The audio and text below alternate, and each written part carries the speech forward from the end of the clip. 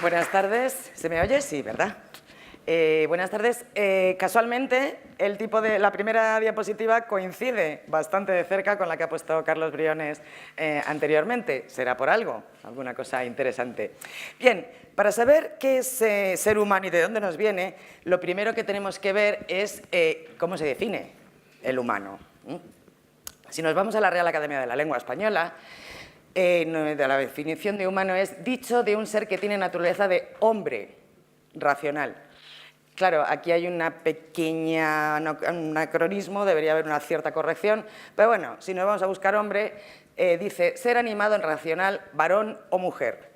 Si vamos a ver racional, nos dice facultad de discurrir. Si nos vamos a discurrir, nos dice inventar o idear algo.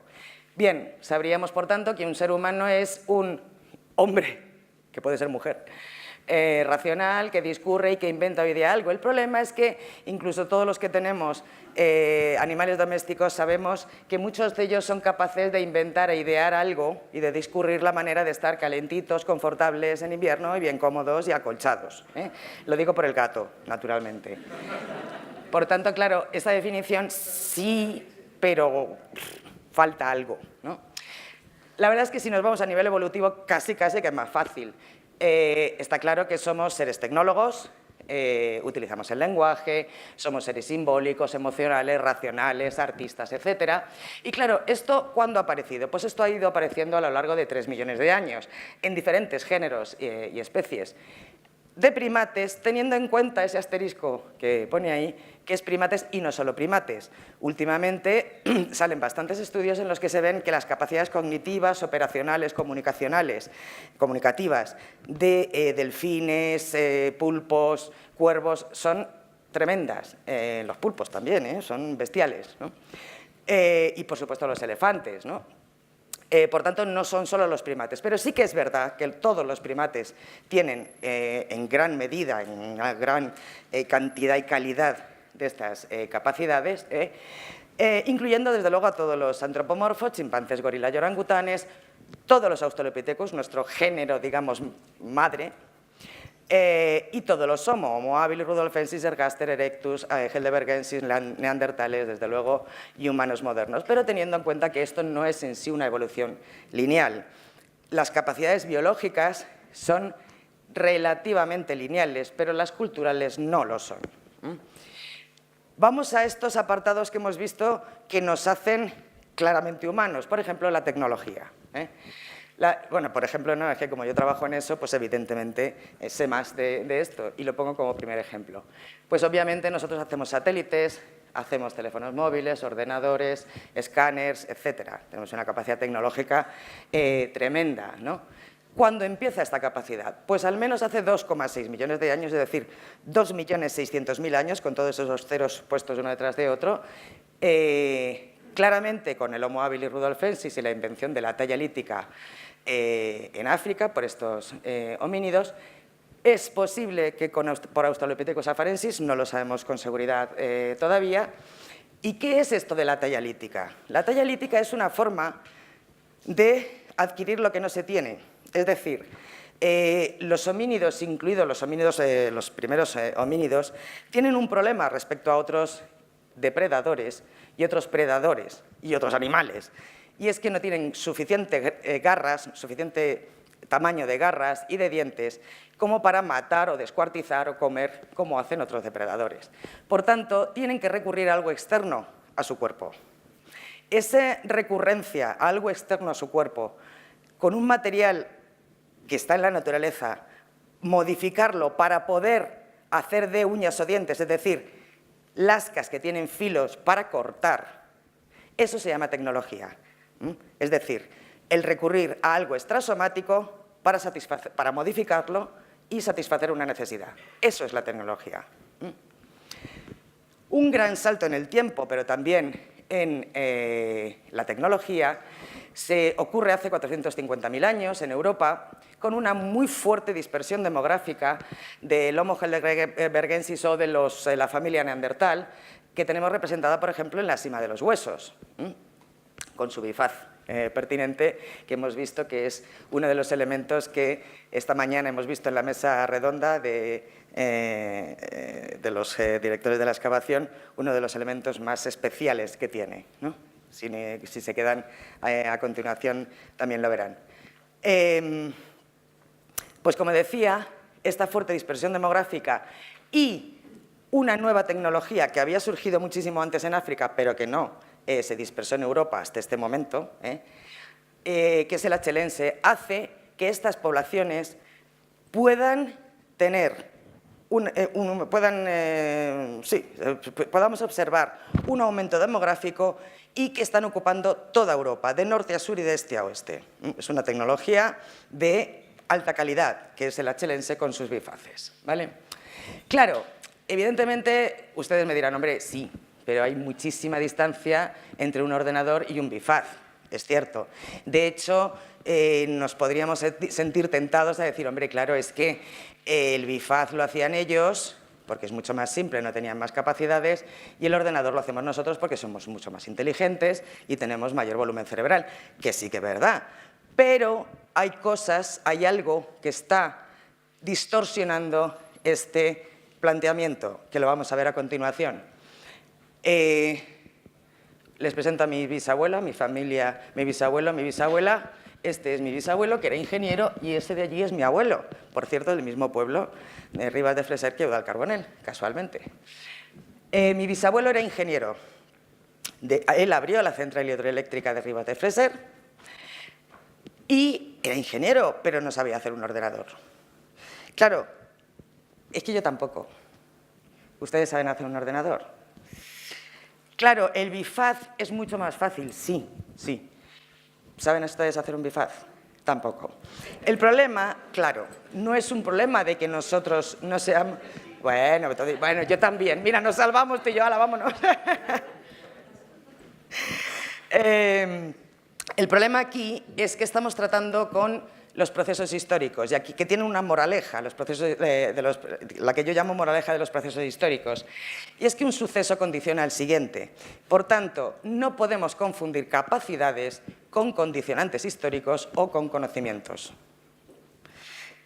Como esto lo sabemos todos, porque también sabemos que nuestro tatarabuelo de la época medieval tampoco sabía hacer un fusil, pero es que yo tampoco.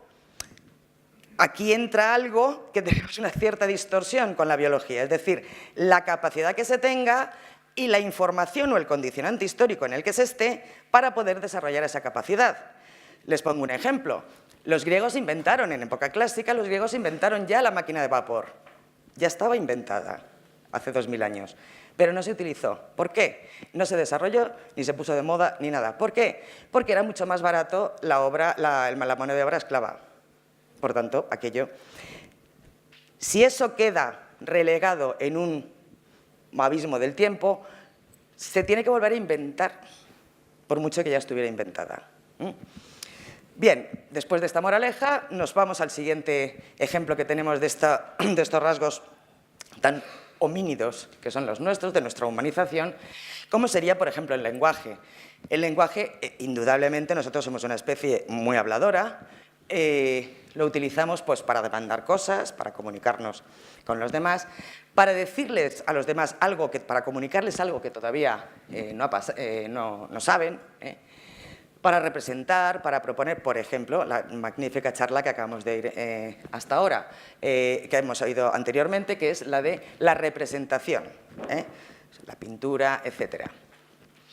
Los animales se comunican, realmente también se comunican mediante gestos y vocalizaciones, especialmente los primates, delfines, cuervos, elefantes, etc. ¿Y en evolución humana qué tenemos? En evolución humana tenemos los clarísimos ejemplos de los neandertales en los que durante las últimas décadas se han estado estudiando y los avances de las técnicas nos han permitido conocer muchas cosas. Por ejemplo, que su área de Broca, es decir, la que a mí me está permitiendo hacer todas estas vocalizaciones, está localizada aquí en el cerebro. Y su área de Wernicke, que está localizada aquí, que en este momento a ustedes está fluyendo muchísima sangre, porque es el área de la comprensión, de la conceptualización y de la comprensión, los neandertales lo tenían muy desarrollado. También sabemos que el gen FOXP2, también un nombre muy glamuroso, es un gen que si está activado permite hablar y si no está activado no permite hablar. Por tanto, si el neandertal tenía el gen FOXP2 activado, lo más seguro es que pudiera hablar, aparte de estas otras características cerebrales que hemos dicho.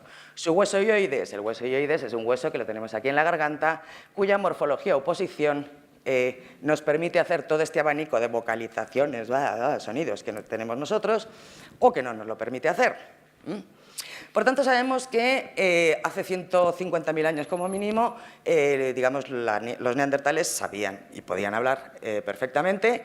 Y además tenemos estudios mucho más modernos, muy originales, de nuestro compañero Ignacio Martínez sobre el espectro auditivo y el oído interno del Homo heidelbergensis, del preneandertal, de la sima de los huesos, que en la otra sala, a no sé qué hora, también se lo explicará mucho mejor. De cualquier manera, lo que parece clarísimo es que el origen del lenguaje al menos tiene que estar en 450.000 años, solo por cuestiones de los potenciales biológicos, porque por las realidades arqueológicas sabemos que estos homínidos, por ejemplo, los de la Sierra de Atapuerca, van con kits de trabajo, con equipos de trabajo, de un sitio a otro, de una cavidad a otra, y naturalmente la forma de cazar, la forma de despeñar bisontes, la forma de subsistir, necesita de un tipo de organización social de muchos individuos, porque sabemos que son muchos individuos, y necesitan comunicarse.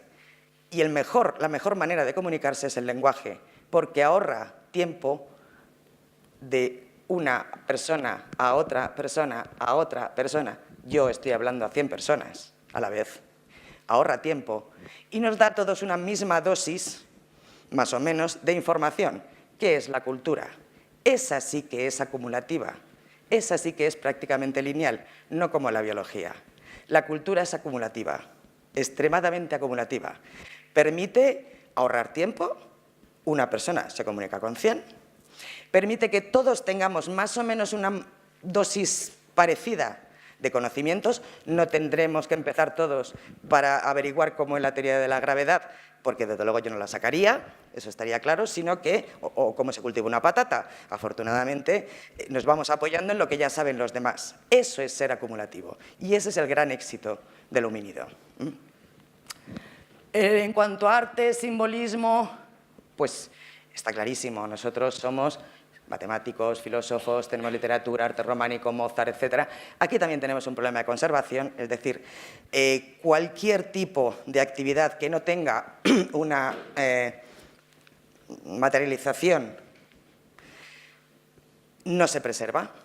Es decir, si esto mismo que yo estoy diciendo no se graba, no se preserva, no puede preservarse. Pero ¿qué evidencias tenemos? Pues sí que tenemos algunas evidencias. Tenemos evidencias de especies humanas fósiles. Por ejemplo, el caso de la cueva de Bruniquel, que es el que ven en la imagen de la izquierda. Es el interior de una cueva, una zona de la cavidad en la que se sabe que los neandertales rompieron una serie de estalactitas y estalagmitas, cosa que hoy no podríamos hacer porque está muy prohibido, pero los neandertales lo hicieron. Construyeron una especie de círculo con todas las estalactitas y estalagmitas levantadas. Actualmente han ido cayendo unas sobre otras, claro, han pasado 170.000 años. Construyeron una especie de círculo con algunos hogares asociados. Esto es una cosa que es importante también tener en cuenta, y es que cuando los arqueólogos hacemos nuestra labor, llegamos a saber que eso no es natural. Eso lo han hecho los neandertales, pero ya no podemos saber qué significa. Ese es el simbolismo. Cuando perdemos el diccionario, se acabó la traducción. Si yo no tengo un diccionario de inglés y no tengo a ningún inglés que me lo explique, los arqueólogos podemos llegar, no sabemos o podemos no saber cuál es el potencial. El potencial nos lo dice la biología. Nosotros hablamos de la realidad, lo que sí se hizo.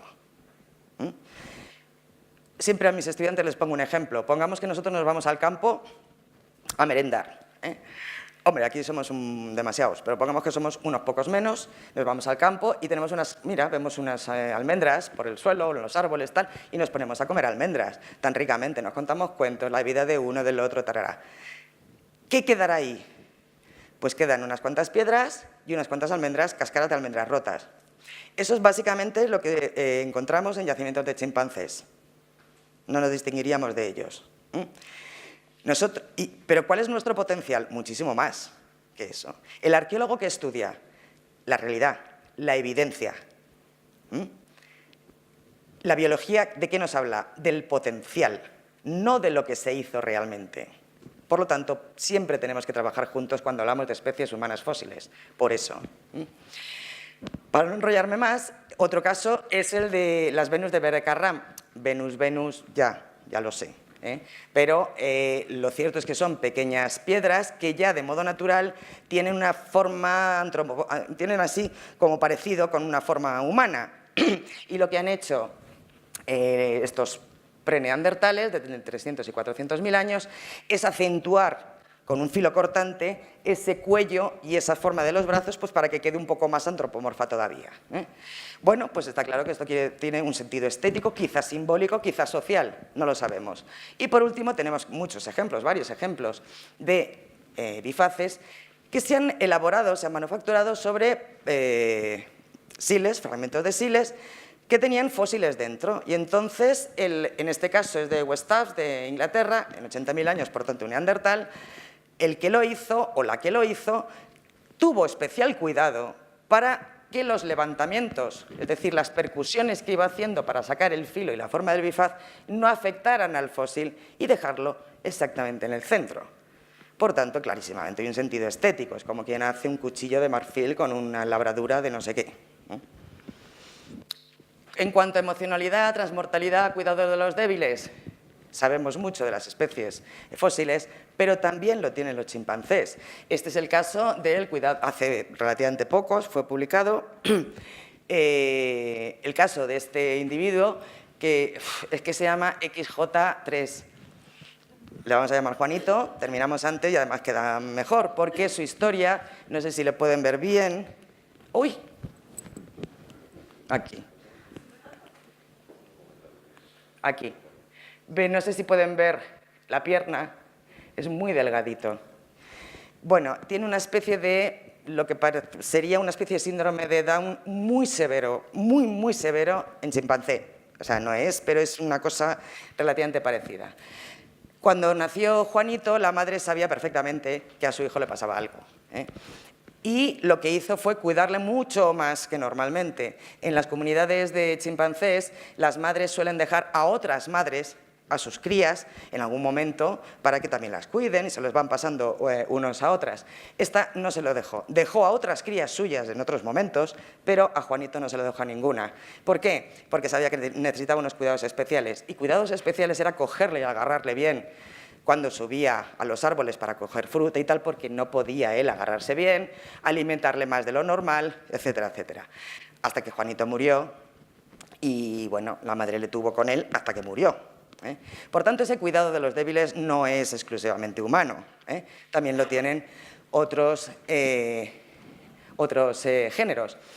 ¿Pero qué tenemos en evolución humana? En evolución humana tenemos los interesantísimos casos, por todos conocidos. El más antiguo de ellos, el de Manisi, en Georgia, con 1.800.000 años, de esto que ven aquí es una mandíbula de mujer, en el que, si ven aquí, estos son los alveolos, es decir, los agujeros de los dientes, pero aquí no vemos alveolos, no vemos los agujeros donde van las raíces de los dientes. ¿Por qué? Porque ya se han reabsorbido, es decir, esta mujer perdió los dientes al menos 6 meses antes de morir, porque es el tiempo que tarda el alveolo, el hueso de la mandíbula en cerrar los alveolos. Eso quiere decir que durante 6 meses no masticó. Claro, o masticó muy mal.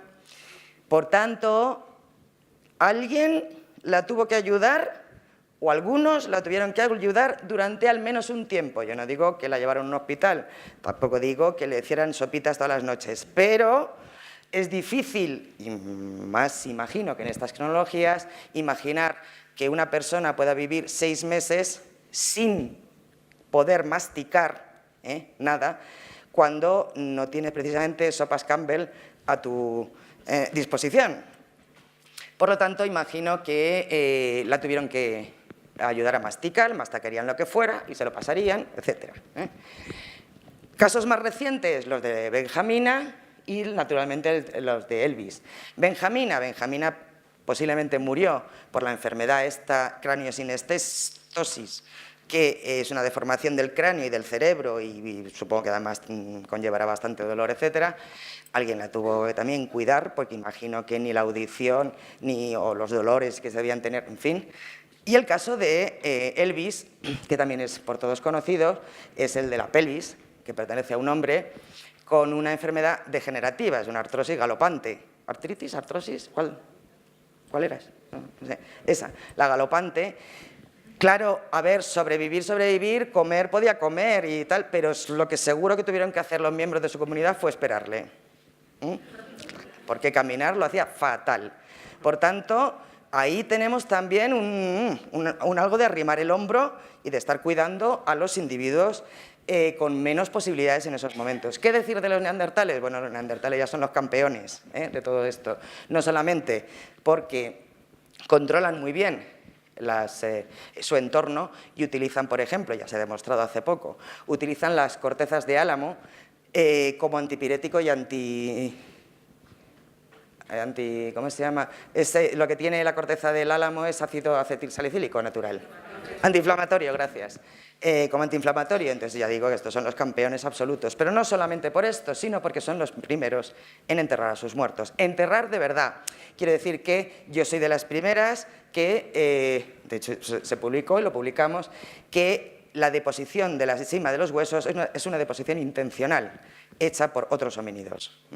Porque por multitud de causas, multitud de datos, es la hipótesis más parsimoniosa, es decir, la más natural de explicar al final, después de todos los datos que tenemos. Pero bueno, lo que está claro es que una cosa es la deposición intencional de unos individuos en una sima y otra cosa es hacer un agujero del tamaño de un cuerpo, meter a la persona y taparla. Eso es un enterramiento que no necesita explicación porque lo hacemos nosotros también, lo hemos heredado de ellos.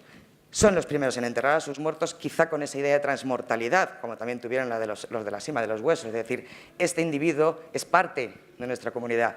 Queremos que se preserve, no queremos que desaparezca un brazo en el pico de un ave y una pierna, claro, en la boca de una hiena, ¿no? Por poner un ejemplo. Además sabemos también que tiene un significado el tipo de enterramiento. ¿Por qué? Porque casi todos los individuos neandertales son enterrados muy flexionados, las piernas están muy flexionadas, un brazo está flexionado también, el otro estirado y la cabeza vuelta para el lado contrario. Presenta una torsión muy fuerte. ¿Por qué? Señores, hemos perdido el diccionario. Sabemos que no es natural, sabemos que es forzado, sabemos que tiene que tener algún significado, pero posiblemente jamás sabremos cuál es. ¿Qué decir de ritos, música, danzas? Es decir, pues todo esto lo podemos saber por etnografía, pero una vez más, por mucho ritual que hagamos, si no queda una constancia material, el arqueólogo no va a poder evidenciarlo, no va a poder registrarlo. En la música lo mismo, a menos de que no haya instrumentos. Bien, ¿y ahora qué? Por la ciencia sabemos mucho más del por qué somos como somos, de cómo hemos llegado hasta aquí. Desde hace 3 millones de años nos estamos hominizando clarísimamente. Es más, estamos frenando la selección natural. No es normal que alguien se muera por un catarro o porque tenga apendicitis. Eso es frenar, incluso revertir la selección natural. Eso está clarísimo. Por tanto, la humanización en sí está terminando. El problema es que la humanización está en pañales. Básicamente ahora nos toca decidir hacia dónde queremos ir.